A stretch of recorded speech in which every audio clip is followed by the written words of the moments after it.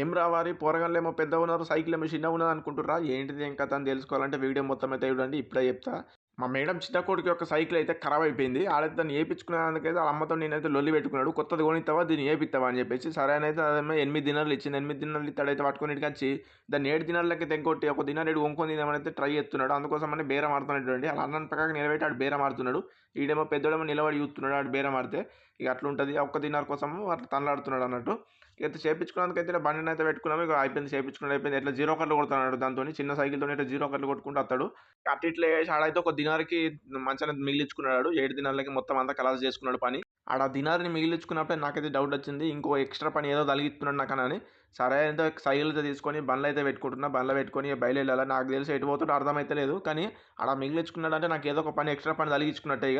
ఇక వాళ్ళ అన్న దగ్గర కూడా కొన్ని పైసలు ఉన్నాయి, ఈ దగ్గర కూడా కొన్ని పైసలు ఉన్నాయి. ఇద్దరు కలిసి ఏం చేశారంటే కేఎఫ్సీ కొని ఆడ పోయి తిందాము అని చెప్పేసి అయితే ఇక్కడికి వచ్చారు. ఇక వాళ్ళు అయితే బండ్లో కూర్చున్నారు అయితే లోపలికి పోయారు.